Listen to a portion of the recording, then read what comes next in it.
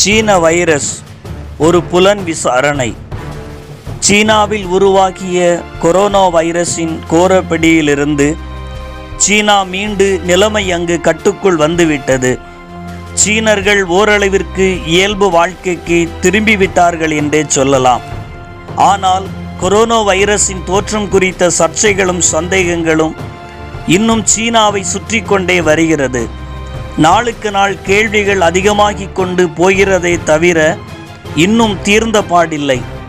முதலில் ஆதாரபூர்வமாக நிரூபிக்கப்படாத செய்தியாக இருந்தாலும் சமூக வலைத்தளங்களில் மிகவும் வேகமாக பரவிய காணொளி செய்தி, கொரோனா வைரஸ் உகான் கடல் உணவுப் பொருட்கள் விற்கும் சந்தையில் இயல்பாகவோ அல்லது விலங்குகளிடமிருந்தோ உருவானது அல்ல. இது சீனாவில் ஆய்வகத்தில் உருவாக்கப்பட்டு திட்டமிட்டு நடத்தப்பட்ட பயோவார் என்று சொல்லப்பட்டது.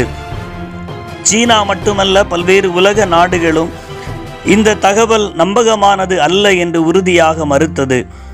குறிப்பாக உலக சுகாதார நிறுவனமும் கொரோனா வைரஸ் இது இயற்கையாகவே உருவானதே தவிர இது உருவாக்கப்பட்டது அல்ல, கொரோனா வைரஸ் ஒரு ஆய்வகத்தில் தயாரிக்கப்பட்டது என்ற கருத்தை ஆதாரங்கள் ஆதரிக்கவில்லை என்று உறுதிபட தெரிவித்தது. பல்வேறு ஊடகங்கள் கொரோனா வைரஸின் தோற்றம் குறித்து பலவிதமான தகவல்களை கூறி வந்தாலும் அமெரிக்க அதிபர் டொனால்டு ட்ரம்ப் அவர்களின் தொடர் கருத்துக்களும் அமெரிக்க எம்பிக்களின் குற்றச்சாட்டுக்களும் எல்லோரையும் முற்று கவனிக்க வைத்தது. இந்த வைரஸ் சீனாவில் உருவாக்கப்பட்டதே என்ற கருத்தில் மிகவும் பிடிவாதமாக இருந்த ட்ரம்ப் உச்சகட்டமாக இதை சீன வைரஸ் என்றே அழைத்தார். பின்னர் சீனர்களின் வேண்டுகோளுக்கு இணங்க அவ்வாறு அழைப்பதை நிறுத்தி கொண்டார். ஆனாலும் ஒட்டுமொத்த அமெரிக்கர்களின் கோபத்திற்கு காரணமான சீனாவின் மீதான அவருடைய அடுக்கடுக்கான குற்றச்சாட்டுக்கள் இன்னும் தொடர்ந்து கொண்டே இருக்கிறது. கொரோனாவை திட்டமிட்டே சீனா பரப்பிவிட்டிருந்தால் அந்நாடு பின்விளைவுகளை சந்திக்க வேண்டியிருக்கும் என்று வெளிப்படையாகவே கடுமையாகவே எச்சரிக்கவும் தொடங்கினார். அமெரிக்காவில் நாளுக்கு நாள் அதிகரித்து கொண்டே போகும் உயிரிழப்புகளும் இதற்கு ஒரு முக்கிய காரணம். சீனாவுக்கு நிபுணர் குழுவை அனுப்பி விசாரணை நடத்தவும் விரும்புவதாக கூறினார்.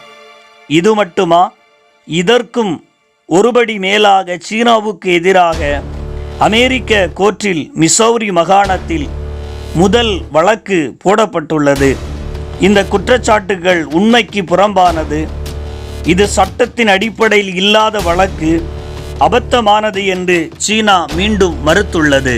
அமெரிக்க விஞ்ஞானிகளும் கொரோனா வைரஸ் ஆய்வகத்தில் உருவாக்கப்படுவதற்கான சாத்தியக்கூறுகளே இல்லை என்று மறுத்தாலும் கொரோனா வைரஸ் விவகாரத்தில் சீனாவிடம் வெளிப்படைத்தன்மை இல்லை என்று தொடர்ந்து கூறி வருகிறார் ட்ரம்ப்.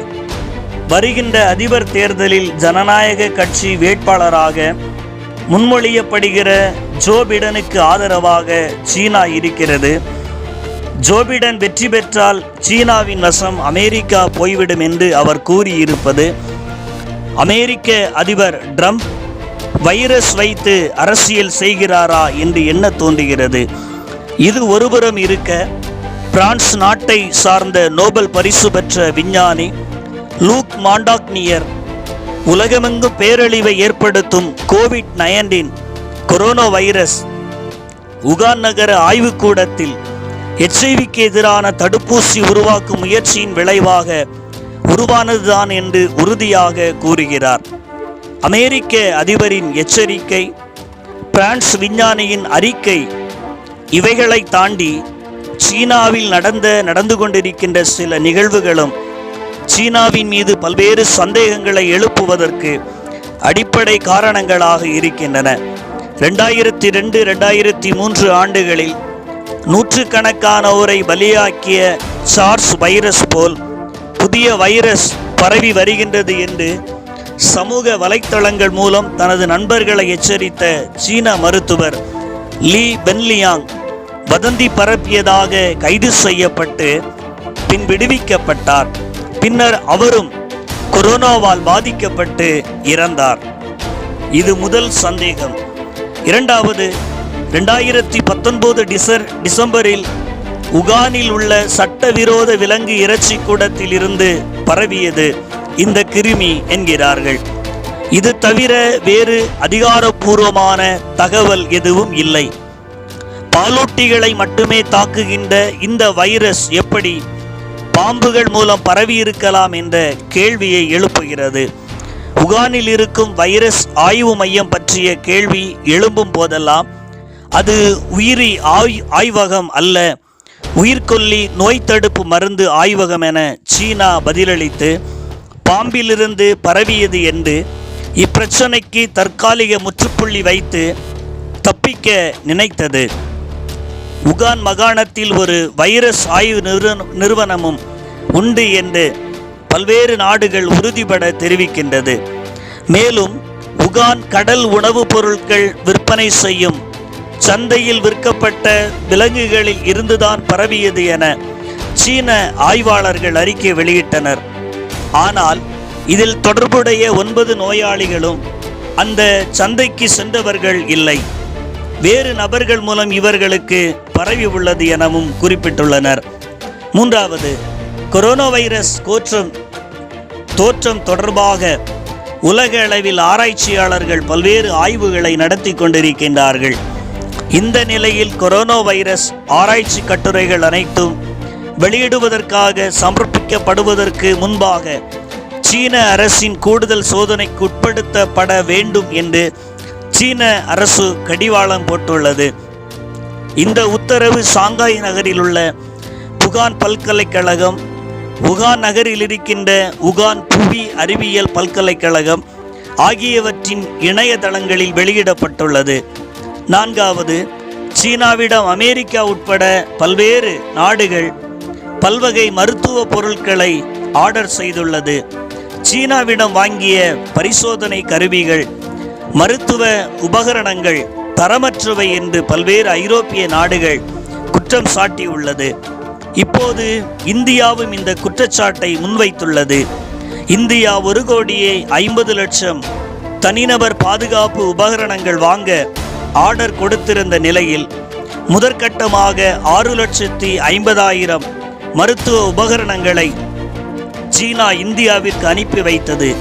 சீனாவின் பரிசோதனை கருவிகள் காட்டிய மாறுபட்ட முடிவுகளினால் பல்வேறு இடங்களில் சோதனைகள் நிறுத்தப்பட்டிருப்பதும் இதற்கு சிறந்த உதாரணம்.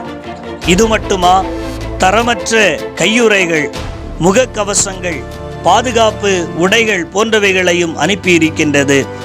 மிகவும் பாதுகாப்பாக கையாளப்பட வேண்டிய மருத்துவ பொருட்களிலும் சீனா வியாபார உத்தியை கொண்டு தங்கள் வருவாயை குவித்து கொள்ள நினைக்கிறதோ என்று எண்ண தோன்றுகிறது.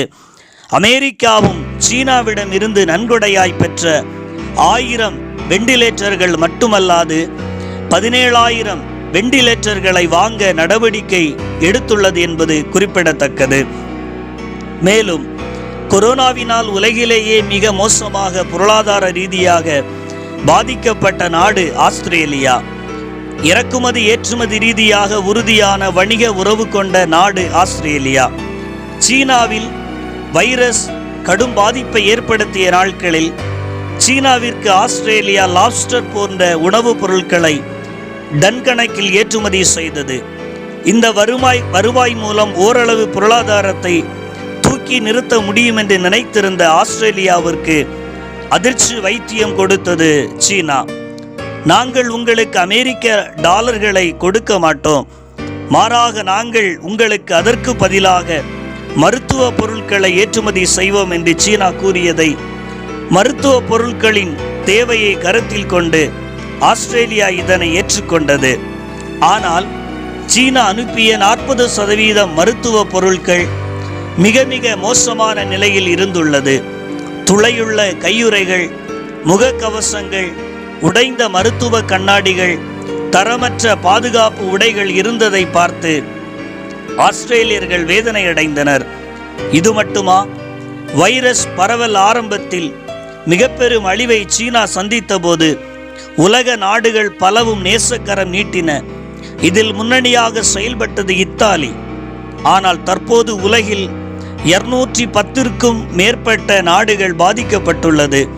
சீனா இயல்பு வாழ்க்கைக்கு திரும்பிவிட்டது. இந்த நேரத்தில் இந்த நோய் பரவியதற்கு முழு முதற் காரணமான சீனா நிச்சயம் மற்ற நாடுகளுக்கு உதவி செய்ய வேண்டும். ஆனால் இப்போதும் கூட பணத்திற்காக மருத்துவ உபகரணங்களை விற்க முயல்வதும், அதுவும் இலவசமாக கொடுத்த நாட்டிற்கு விற்க முயல்வதும், அதை வெளியே மறைத்து உதவி செய்வது போல நாடகமாடுவதும் சீனாவின் ஈவு இரக்கமில்லாத குணத்தை அம்பலப்படுத்தி உள்ளது என்று ட்ரம்பின் நிர்வாகத்தில் உள்ள ஒரு அதிகாரியான ஸ்பெக்டேட்டர் என்பவர் கூறுகிறார். ஆஸ்திரேலியாவின் முன்னணி நிறுவனங்களையும் கூட வாங்கி ஆஸ்திரேலியாவை வளைத்து போட துடிக்கிறது சீனா. இவைகளெல்லாம் வியாபார உத்தி அல்லாமல் வேறு என்னவென்று சொல்ல முடியும்? 5வது, குறைவான உயிரிழப்புகளை பதிவு செய்த சீனா நீண்ட நாட்களுக்கு பின்னர் பலியானோர் எண்ணிக்கையை 50% அதிகரித்து வெளியிட்டு 1290 மரணங்களை கூடுதலாக சேர்த்து இப்போது வெளியிட்டுள்ளது. முன்பு வெளியிடப்பட்ட பல அறிக்கைகளில் தவறு உள்ளது என்று சீனா முதற்கட்டமாக ஒப்புதலை வழங்கியுள்ளது.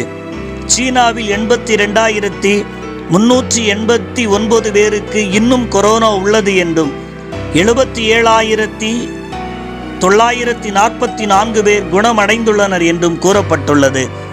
இதற்கும் ஒருபடி மேல் துரதிர்ஷ்டவசமாக முகக்கவசம் முதலான பாதுகாப்பு உபகரணங்கள் வாங்கச் சென்ற கனடா நாட்டு விமானங்கள் சீனாவின் மோசமான நிலையினால் அவை இல்லாமலே திரும்ப வேண்டிய சூழல் ஏற்பட்டுள்ளதாக தகவல்கள் கூறுகின்றன. இவ்வளவு மரணங்களை திட்டமிட்டு சீனா மறைக்க வேண்டிய அவசியம்தான் என்ன? 6வது, 196 நாடுகள் அங்கம் வகிக்கும் உலக சுகாதார நிறுவனத்திற்கு ஆண்டுக்கு 500 மில்லியன் அமெரிக்க டாலர்கள் வழங்கிய நாடு அமெரிக்கா. ஒட்டுமொத்த நிதியில் கிட்டத்தட்ட 15% நிதியை அமெரிக்கா மட்டுமே வழங்கி வருகின்றது. இது இந்திய ரூபாய் மதிப்பின்படி ரூபாய் 3000 கோடியிலிருந்து 3750 கோடி வரை இருக்கலாம் என்று கணக்கிடப்படுகின்றது. ஆனால் சீனாவோ ஆண்டுக்கு இதுவரை 40 மில்லியன் டாலர், சுமார் ரூபாய் 300 கோடியும் அதற்கும் குறைவாக கூட வழங்கி வந்தது. இப்போது அமெரிக்கா நிதியை நிறுத்திய நிலையில் கொரோனா தடுப்பு பணிகளுக்காக உலக சுகாதார நிறுவனத்திற்கு முதற்கட்டமாக 20 மில்லியன் அமெரிக்க டாலர்களை கொடுத்தது சீனா. 2வது 30 மில்லியன் அமெரிக்க டாலரை நிதியாக கொடுத்தது சீனா. மீண்டும் இப்போது 152 கோடி நிதி உதவி அளித்துள்ளது. மேலும் ரூபாய் 228 கோடி நிதி உதவி அறிவித்துள்ளது. மேலும் நிதி அளிக்கப் போவதாகவும் மறைமுகமாக தெரிவித்துள்ளது. பல்வேறு நாடுகளுக்கு நிதி உதவி செய்து தன்வயப்படுத்தும் முயற்சியில் உள்ள சீனா ஏன் குறுகிய காலகட்டத்தில் உலக சுகாதார நிறுவனத்திற்கு இவ்வளவு பெரிய தொகையை நிதி உதவி அளிக்க வேண்டும்? இறுதியாக வைரஸ் தோற்றம் தொடர்பான விஷயத்தில் சீனாவிடம் தவறு இல்லை என்றால் அமெரிக்காவின் ஆய்வுக்குழுவை சீனா ஏன் நிராகரிக்கின்றது? இவைகள் எல்லாவற்றையும் பார்க்கும்போது பொருளாதாரத்திலும், மருத்துவத்திலும், விஞ்ஞானத்திலும், அணு ஆயுதத்திலும் என எல்லா நிலை வளர்ச்சியிலும் தன்னோடு மல்லு கட்டும் சீனாவை பகைவனாக கருதி ட்ரம்ப் இந்த வாய்ப்பை பயன்படுத்தி சீனாவை அழிக்க நினைக்கிறாரோ? உலக நாடுகளின் கோபத்தை சீனா மீது திருப்பிவிட நினைக்கிறாரோ என்று தோன்றுவதை விடவும் வெள்ளை மாளிகையின் அடுக்கடுக்கான குற்றச்சாட்டுக்கள் உண்மையாகத்தான் இருக்குமோ என்ற கேள்வியை எழுப்புகிறது. இதற்கு காலம்தான் பதில் சொல்ல வேண்டும். பொறுத்திருந்து பார்ப்போம். நன்றி.